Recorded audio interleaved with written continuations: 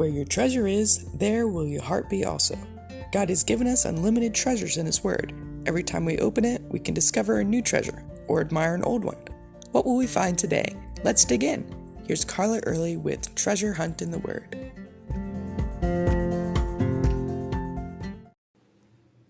Carla Lynn Hawkins. If I heard all three of my names spoken in that specific tone, I think you know what I mean. I knew I was in trouble. Whether or not I remember doing anything wrong. People back in the Bible days didn't usually have a first, middle, and last name. But God did much of the same thing by repeating people's names. It didn't necessarily mean that they were in trouble, but that the Lord had something special, out of the ordinary for them. It started out with Abraham in Genesis 22:11. God had instructed Abraham to kill his son Isaac as a sacrifice to the Lord.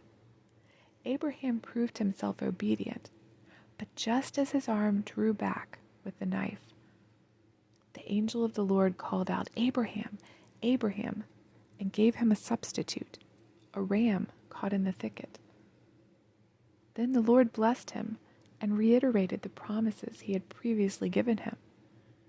But that moment, even though Abraham would not have realized it, the Lord foreshadowed what he had planned, the giving of his own son many years later. The moment God called Abraham was more than what it seemed. Abraham's grandson heard the Lord's voice call him in a vision, "Jacob, Jacob." He started out with 12 sons, but here God promises to be with them and make them a great nation. God calls Moses' name twice from the burning bush. He was about to promote him from his father-in-law's sheep herder to the leader of the Lord's special nation. Quite a step up. So he called him twice. "Moses, Moses." Samuel heard his name several times. He thought it was Eli calling him, but no, it was the Lord. When Samuel realized this, the Lord called twice, "Samuel, Samuel," and promoted him from errand boy at the tabernacle to prophet and judge of Israel. In the New Testament, Jesus calls Martha twice. She is overcome with anxiety and wants her sister to help. Jesus calms her by saying gently, "Martha, Martha." He changes her perspective by confirming that her sister's priorities are in the right place and hers are not. Being with him and learning from him is the better choice.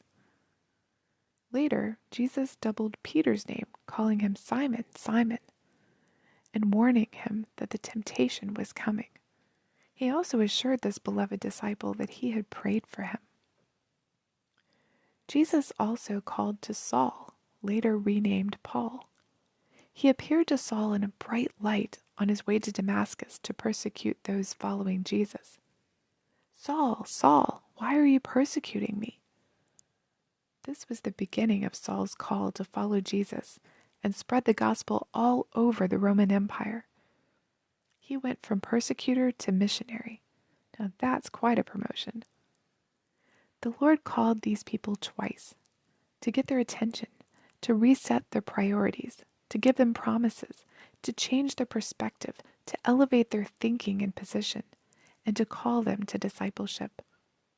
He has called each of us too. How is He calling you today?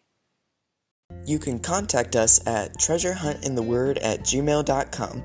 We'd love to hear the treasures God has given you through His Word. You can listen to other episodes at our website, which you can find in the description below. Thanks for listening, and remember, where your treasure is, there will your heart be also.